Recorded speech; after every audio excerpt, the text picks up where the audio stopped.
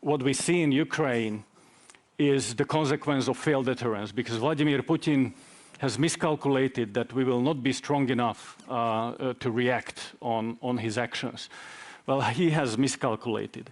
But we have talked all day about strengthening the deterrence of eastern flank, and there were some very clear commitments made also in this room. We've heard Justin Trudeau saying that they want to double the presence in Latvia and eventually to bring it up to a brigade level. Boris Pistorius was saying about increased defense spending, talking about 2% as a baseline for spending. Admiral Bauer was talking about ready plans for the future threats, and now is the implementation phase for it. So deterrence definitely a very important point that we've talked about today. But the deterrence is not only in the physical space, but also in the digital space. And I think we need also more discussions on how do we increase the deterrence in the digital space. There are a lot of discussions, and this is number 4 for me, that this war that's going on in Ukraine is not limited to the physical space and is not limited to Ukraine only. Because what we have seen a year ago was not only an attack on Ukraine, but on an attack on the very basic principles of European order. And Vladimir Putin has made a frontal attack on the very basic principles. And this war that he raged against Ukraine and Europe is going on physically in Ukraine, is going on in the disinformation and the information space, in energy space, in economy. And it is clear that we have to win at home in our countries in order to win in Ukraine. So this is very interconnected, and we are in front of a very complex challenge that we are facing. The 5th point for me, which is very important, is peace. There were talks about peace. And Garry Kasparov said that the peace has to have 3 elements: liberation, reparation, and justice. And I think there will not be a sustainable peace without justice, and if the war crimes will not be punished. This is a very strong message also from today. My final 2 points would be that this war that's going on our eastern borders is about the future of the West, because how we perform in the East will define the future of the international order. Either we send a signal to aggressors that they can get along with the aggression, or we send a clear signal that they need to play by rules. And so far, we have been very strong in sending the right signal, and we have to keep this unity for the future. And the last point from my side that I want to mention is what Boris Pistorius said earlier today, that the recovery of Ukraine is directly dependent on embedding Ukraine in the alliance in the future, because there is no better security guarantee than the Article 5. He even said that no business will come to Ukraine if they don't get in the future these very clear security guarantees. So for me, that was a very clear language.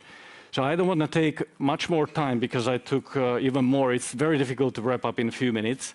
But Patricia, what did we forget? Thank you very much, Robert.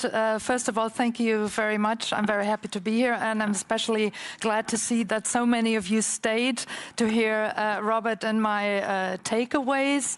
I had originally 7 takeaways, which I've reduced to 5.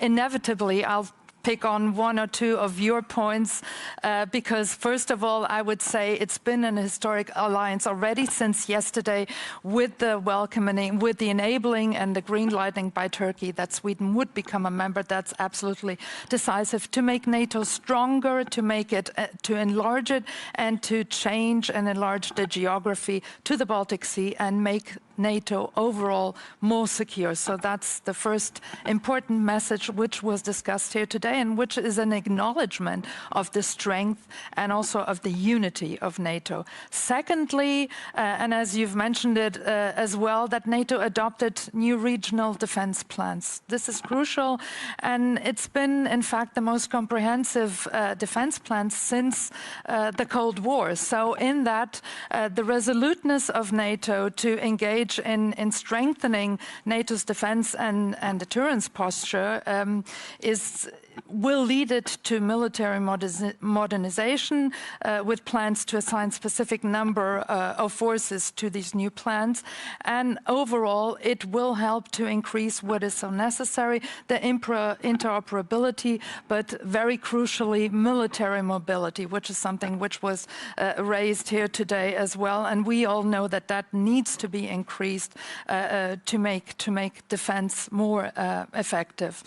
Linked to that, the new defense plan pledge in terms of increasing at least to the base, the 2% GDP defense pledge to have 2% as the minimum floor, or as the German defense minister Boris Pistorius said, to have it as a base, not necessarily as a ceiling, but this agreement that now the pledge that was already given in 2014, that it will be turned into practice, and this will help to strengthen the cooperation also in terms of, and this was also raised by many panelists, the need to increase the defense industrial base of NATO, and together with that to increase, of course, the production capabilities, and also with that, or interlinked with that, the need to strengthen European defense cooperation, which is absolutely crucial, because I think there's a growing awareness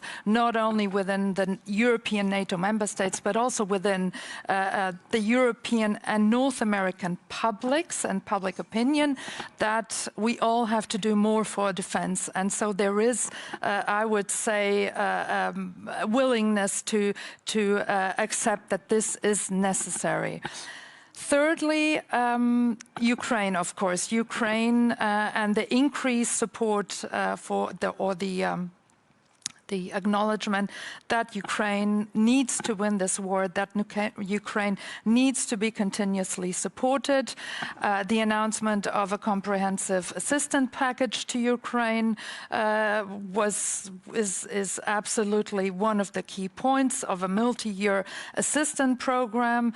The creation of the NATO-Ukraine Council, which will meet tomorrow, I guess, and the end of the membership action plan, which paves the way for something which all member states agree on, which is the need for Ukraine to integrate NATO, to become part of the NATO family, and when all allies agree and when the conditions are met. This is still something which raised doubts and which has been discussed, but I think this is a strong signal to Ukraine and also to European security. Fourthly, very briefly, the inclusion of China in the debate that NATO has, the discussion that NATO has, the inclusion of China since last year, since 2019, and the raised awareness that of the interconnectedness between the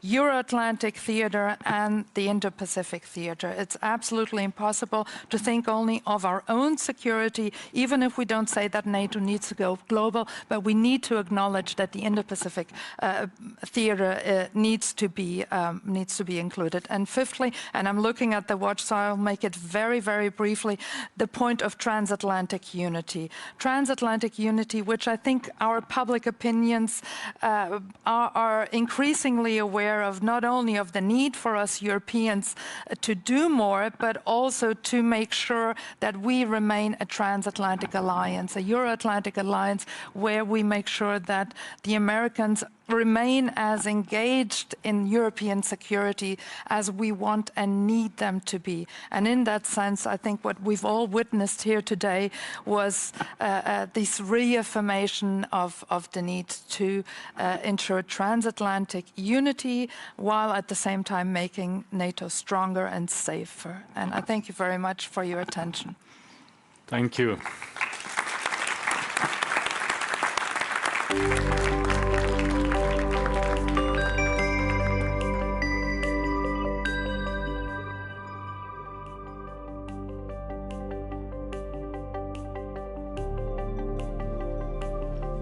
Thanks for the essential takeaways. And you'll be disappointed, but this is the end of our day one. So I have to do the credits. I would like to thank the NATO Public Diplomacy Division and our partner think tanks that put together this event: Eastern European Studies Center, German Marshall Fund, Munich Security Conference, and Atlantic Council.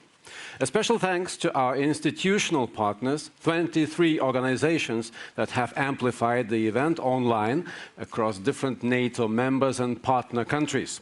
Albania, People in Focus; Belgium, Egmont; Canada, Simon Fraser University, NATO Field School and Simulation Program; Czechia, Association for International Affairs; Estonia, International Center for Defense and Security; Finland, Finnish Institute of International Affairs; France, Fondation Méditerranée d'études stratégiques; Greek, Delphi Forum; Hungary, the Political Capital Institute; Italy, Formiche; Latvia, Latvian Institute of International Affairs; North Macedonia, Nexus Civil Concept; Poland, the Kazimir Pulaski Foundation; Romania, Aspen Institute, Romania; Slovakia, Adapt Institute; Spain, Elcano; Turkey, Adam; UK, Rusi; ATA International, YATA International; Youth, Young Professionals in Foreign Policy;